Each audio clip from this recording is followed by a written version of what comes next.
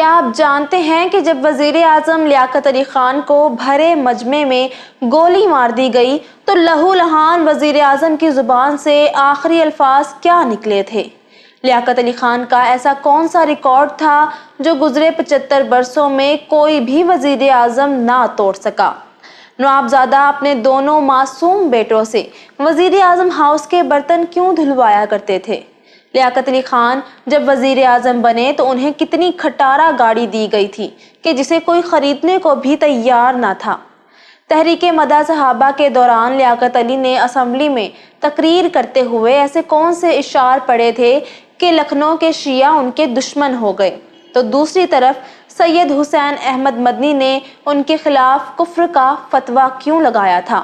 اور ہاں، اس وقت پاکستانی شوبز کی کون سی مشہور شخصیت کے سگے پردادا لیاقت علی خان ہیں، لیکن میڈیا نے کبھی ہماری عوام کو یہ بتایا ہی نہیں۔ تو دوستو، آج کی ویڈیو میں پہلے پاکستانی وزیر اعظم نوابزادہ لیاقت علی خان کے بارے میں 25 دلچسپ فیکٹس آپ تک شیئر کیے جائیں گے۔ آپ دیکھ رہے ہیں الیکشن باکس اور میں ہوں کنزا فرمان۔ میرے انسٹا اکاؤنٹ کا لنک آپ کو ڈسکرپشن میں مل جائے گا۔ So let's begin. نمبر 1، وزارت عظمیٰ کی چمک دمک میرے لیے بے معنی ہے۔ اگر مجھے یہ معلوم ہو کہ میں بطور چپڑاسی پاکستان کی بہتر خدمت کر سکتا ہوں تو باخدا میں اس سے انکار نہیں کروں گا۔ دوستو، یہ الفاظ کسی اور کے نہیں بلکہ پاکستان کے پہلے وزیر اعظم لیاقت علی خان کے تھے۔ نمبر 2، لیاقت علی خان کہا کرتے تھے کہ میرے پاس نہ روپیہ ہے اور نہ دولت، صرف ایک جان ہے جو قومی خدمت کے لیے وقف کر رکھی ہے۔ میں یقین دلاتا ہوں کہ جب کبھی بھی پاکستان کے لیے خون دینے کا وقت آیا تو میرا خون بھی عوام کے خون میں شامل ہوگا۔ نمبر 3، قائد ملت لیاقت علی خان نے تقسیم ہند کے بعد نہ صرف اپنی ساری زمین اور جائیداد چھوڑ دی بلکہ انہوں نے پاکستان آ کر اس جائیداد کے عوض کوئی کلیم تک نہیں کیا۔ ان کے پاس پاکستان میں 1 انچ زمین، کوئی ذاتی بینک اکاؤنٹ اور کوئی کاروبار نہیں تھا۔ خان صاحب کے پاس 2 اچکن، 3 پتلونیں اور بوسکی کی 1 قمیص تھی اور ان کی پتلونوں پر بھی پیوند لگے ہوتے تھے۔ وہ اپنی پتلونوں کے پیوندوں کو ہمیشہ اپنے اشکن کے پیچھے چھپا لیتے تھے۔ نمبر 4، لیاقت علی خان شہید نے اپنی وزارت عظمیٰ کے دوران کفایت شعری اور سادگی کو اپنا شعار بنایا ہوا تھا۔ وہ گوشت، انگریزی اور دیسی کھانوں کا شوق رکھنے کے باوجود زیادہ تر سبزیاں کھایا کرتے تھے کیونکہ یہ سبزیاں وزیر اعظم ہاؤس کے باغیچے کی ہوا کرتی تھی۔ اگر سبزیاں بازار سے لانا ہوتی تو ملازمین کو سختی سے ہدایت تھی کہ وہ سبزیاں خریدی جائیں جو سب سے سستی ہوں۔ نمبر 5، قیام پاکستان کے وقت پاکستان میں ایک بھی بینک نہیں تھا لیکن لیاقت علی خان کے دور میں 124 بینک قائم ہوئے۔ یاد رہے کہ اس وقت پاکستانی کرنسی بھارتی روپے سے مستحکم تھی۔ تب 100 پاکستانی روپے 140 بھارتی روپوں کے برابر تھے۔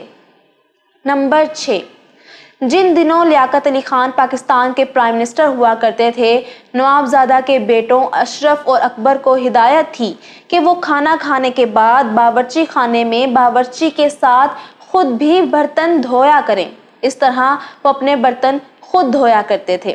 نمبر 7، قائد اعظم کے ADC عطا ربانی کہتے ہیں کہ قیام پاکستان کے فوراً بعد وزیر اعظم لیاقت علی خان کو ایک پرانی کار ملی تھی جسے سٹارٹ کرتے وقت ہمیشہ پریشانی ہوتی تھی۔ مجھے ان کی کار کا انجن چالو کرنے کے لیے دھکا لگانے میں مدد کرنی پڑتی۔ ایک دفعہ میں نے وزیر اعظم سے کہا، جناب موٹر کار کو بیچ کر بگی خرید لی جائے جس پر پاکستان کا جھنڈا لہرائے۔ اس پر وزیر اعظم لیاقت علی خان بولے، یہ تو بتاؤ ایسی کار کو خریدے گا کون؟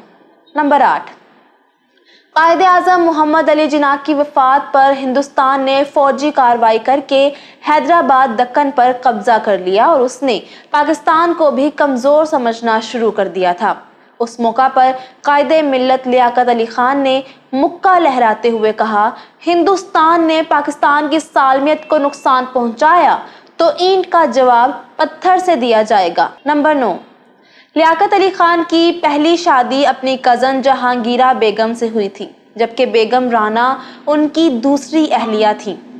بیگم رانا کی پیدائش ہندوستان کے علاقے اتراکھنڈ میں الموڑا کے مقام پر ایک مسیح خاندان میں ہوئی اور ان کے والد ڈینیل پنت نے ان کا نام شیلا آئرن پنت رکھا تھا۔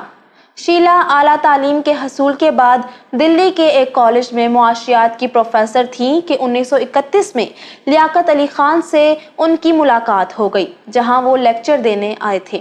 اس کے اگلے ہی سال انہوں نے اسلام قبول کر لیا اور پھر لیاقت علی خان سے ان کی شادی ہو گئی۔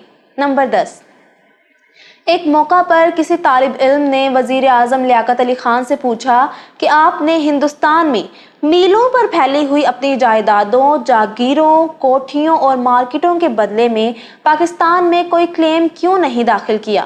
تو اس موقع پر قائد ملت کا جواب یہ تھا، میں طارق بن زیاد کے ماننے والوں میں سے ہوں۔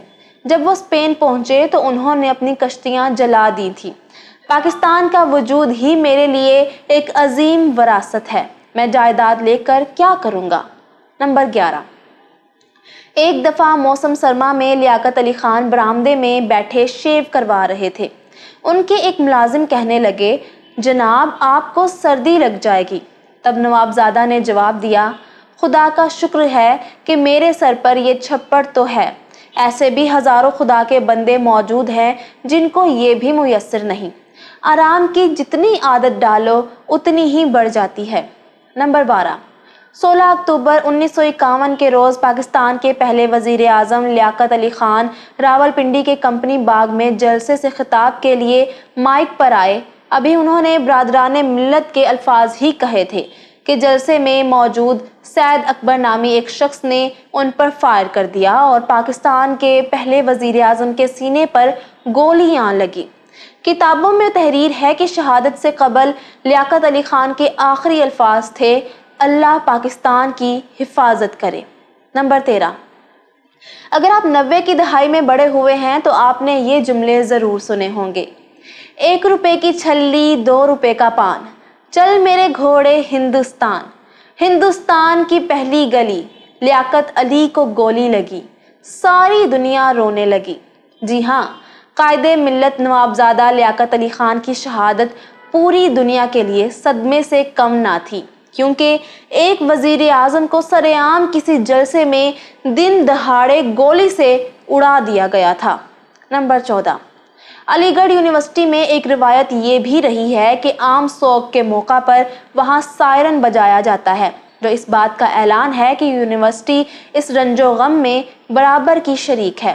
چنانچہ جب پاکستان کے پہلے وزیر اعظم لیاقت علی خان، جو علی گڑھ یونیورسٹی کے اسٹوڈنٹ رہے، جب انہیں 16 اکتوبر 1951 کو شہید کر دیا گیا تو یونیورسٹی کے طالب علموں نے اصرار کیا کہ سائرن بجایا جائے۔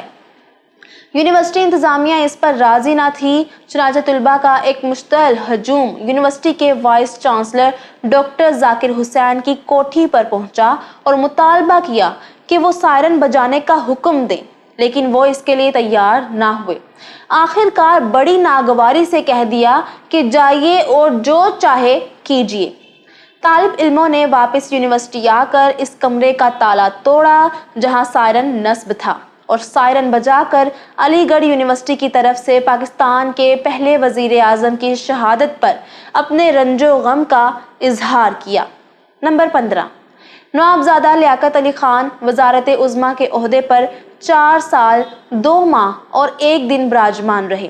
واضح رہے کہ یہ پاکستان کی تاریخ میں طویل عرصے تک وزیر اعظم رہنے کا ایک ناقابل شکست ریکارڈ ہے، کیونکہ پاکستان کے 23 وزرائے اعظم میں سے آج تک کوئی دوسرا لیڈر یہ ریکارڈ نہیں توڑ سکا۔ نمبر 16، بیگم رانا لیاقت علی خان نے انٹرویو میں بتایا تھا کہ قائد ملت 16 اکتوبر کی صبح راولپنڈی پہنچے۔ یہاں کمپنی باغ کے عظیم الشان جلسے میں انہوں نے ملک میں نئے انتخابات کا اعلان کرنا تھا۔ یقیناً بہت جلد فری اینڈ فیئر الیکشن ہوتے اور ملک ترقی کی راہ پر گامزن ہوتا۔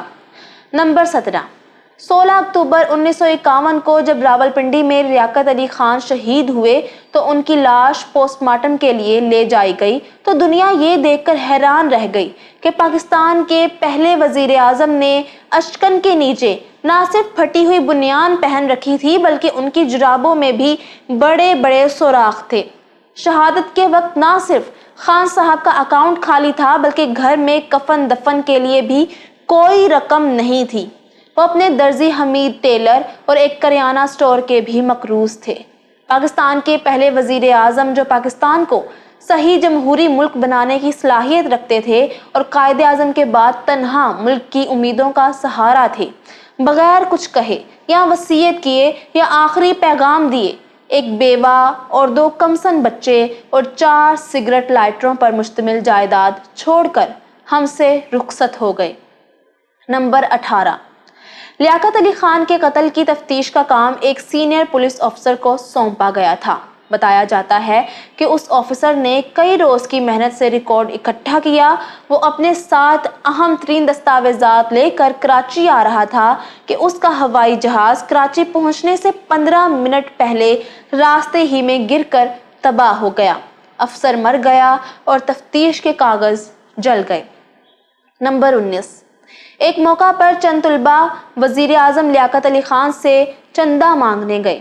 نوابزادہ نے حکومت پاکستان کے کھاتے سے انہیں 2000 روپے کا چیک دینا چاہا، لیکن ان سٹوڈنٹس نے یہ چیک لینے سے صاف انکار کر دیا اور کہنے لگے کہ آپ ہمیں اپنے ذاتی اکاؤنٹ سے 2000 روپے عنایت کریں۔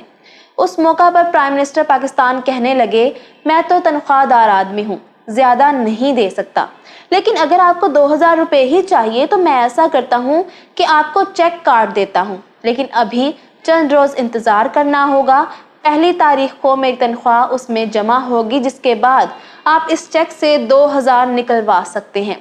لیکن 1 تاریخ سے پہلے ہی پاکستانی قوم کا یہ درویش صفت وزیر اعظم شہید کر دیا گیا۔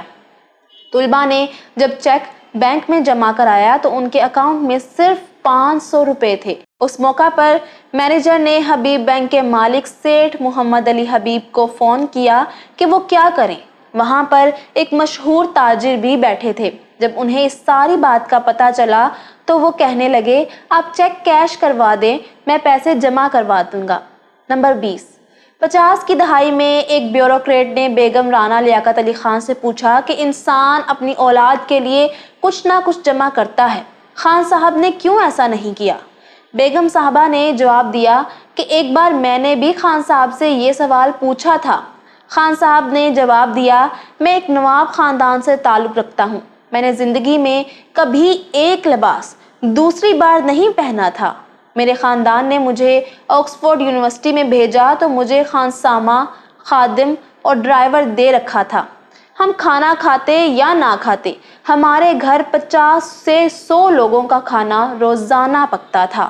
لیکن جب میں پاکستان کا وزیر اعظم بنا تو میں نے اپنے آپ سے کہا کہ لیاقت علی خان، اب تمہیں نوابی یا وزارت عظمیٰ میں سے ایک کا انتخاب کرنا ہوگا، اور میں نے اپنے لیے وزارت عظمیٰ منتخب کر لی۔ نمبر 21، پاکستان کی پہلی خاتون اول بیگم رانا لیاقت علی خان نے قائد ملت کی شہادت کے بعد بھی سیاست میں کلیدی کردار ادا کیا۔ وہ یورپ کے کئی ملکوں میں پاکستانی سفیر کے علاوہ گورنر سندھ کے عہدے پر بھی کام کرتی رہیں۔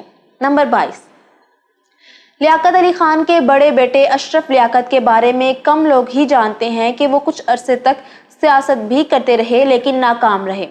انہوں نے اصغر خان کی تحریک استقلال کے ٹکٹ سے قومی اسمبلی کا الیکشن لڑا، جس میں وہ شکست کھا گئے تھے۔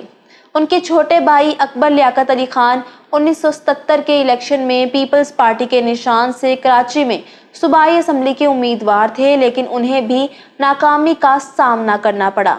بعد ازاں دونوں بھائی سیاست سے طائب ہو گئے۔ دوستو، یہاں میں آپ کو بتاتی چلوں کہ مشہور میوزک کمپوزر اور سنگر عباس علی خان نوابزادہ لیاقت علی خان کے پڑپوتے ہیں۔ نمبر 23، اسلامی جمہوریہ پاکستان کے پہلے وزیر اعظم اور قائد اعظم محمد علی جناح کے دستے راست شہید ملت نوابزادہ لیاقت علی خان کی نجی زندگی کی بات کریں تو ان کے والد کا نام نواب بہادر رستم علی خان تھا۔ جبکہ والدہ کا نام محمودہ بیگم تھا۔ 1 اکتوبر 1895 کو کرنال میں پیدا ہونے والے لیاقت علی خان کا بچپن یوپی میں اپنی آبائی حویلی میں گزرا۔ انہوں نے علی گڑھ کے مشہور تعلیمی ادارے محمڈن اینگلو اورینٹل کالج سے گریجویشن کی، جبکہ وہ آکسفورڈ یونیورسٹی میں بھی پڑھتے رہے۔ نمبر 24، سال 1936 میں نوابزادہ لیاقت علی خان نے مدح صحابہ تحریک میں روح پھونکتے ہوئے یوپی اسمبلی میں زبردست تقریر کی تھی۔ تحریک مدح صحابہ کے محرکات کیا تھے، یہ ہم کسی اور ویڈیو میں آپ کے ساتھ شیئر کریں گے۔ یہاں پر میں آپ کو بتاتی چلوں کہ ایک دور تھا کہ لکھنؤ شہر میں صحابہ کرام کی تعریف کرنے پر بھی پرچہ کٹ جاتا۔ اس وقت لیاقت علی خان نے یوپی اسمبلی میں تقریر کرتے ہوئے یہ شعر پڑھا: جن کا ڈنکا بج رہا ہے 400 لیل و نہار، وہ ابو بکر و عمر، عثمان و حیدر، 4 یار۔ اگرچہ آل انڈیا مسلم لیگ کی لیڈرشپ میں راجہ صاحب آف محمود آباد اور خود محمد علی جناح بھی شیعہ تھے، لیکن اس دور میں لیاقت علی خان کی وجہ سے مسلم لیگ پر سنیت نوازی کے الزامات لگتے رہے۔ نمبر 25، سال 1945 میں ہندوستان میں ہونے والے انتخابات میں آل انڈیا مسلم لیگ کے جنرل سیکرٹری لیاقت علی خان میرٹھ کے حلقے سے امیدوار تھے۔ ان کا مقابلہ کانگریسی امیدوار سید محمد احمد کاظمی کے ساتھ ہونے کو تھا۔ ایسا بتایا جاتا ہے کہ تب مولانا حسین احمد مدنی نے مسلم لیگ کو ووٹ دینے والوں پر کفر کا فتویٰ لگاتے ہوئے پورے حلقے کا دورہ کیا تھا، لیکن شاید قدرت کو کچھ اور ہی منظور تھا۔ الیکشن کا رزلٹ آیا تو نوابزادہ لیاقت علی خان نے 4530 ووٹ حاصل کر کے کامیابی کا جھنڈا لہرا دیا، جبکہ مد مقابل امیدوار کو صرف 2723 ووٹ ملے تھے۔ 1946 میں جب ہندوستان کی عبوری حکومت میں مسلم لیگ بھی شامل تھی، تب وزیر اعظم نہرو کی کابینہ میں لیاقت علی خان کو فائنانس منسٹر بنایا گیا تھا۔ کانگریسی رہنماؤں کا خیال تھا کہ مسلمان حساب کتاب میں لائق نہیں ہوتے، اس لیے لیاقت علی خان وزارت خزانہ چلانے میں ناکام ہو جائیں گے، لیکن نوابزادہ صاحب نے 1946 کی عبوری حکومت میں چودھری محمد علی کے صلاح مشورے سے جو بجٹ پیش کیا اسے غریب آدمی کا بجٹ قرار دیا گیا، اور وہ ہندوستان کی تاریخ کے کامیاب ترین وزیر خزانہ ثابت ہوئے۔ میں امید کرتی ہوں کہ یہ ویڈیو آپ کو بہت پسند آئی ہوگی۔ اگر آپ عمران خان کی سابقہ اہلیہ جمائمہ گولڈ سمتھ کے 25 دلچسپ حقائق جاننا چاہتے ہیں تو یہاں اوپر کلک کریں۔ ٹائیگر نیازی کی کہانی کے لیے یہاں نیچے، اور میر مرتضیٰ بھٹو کی سٹوری آپ کو یہاں ملے گی۔ الیکشن باکس سبسکرائب کر لیں اور ہماری ویڈیوز دیکھتے رہیں۔ اللہ حافظ و ناصر۔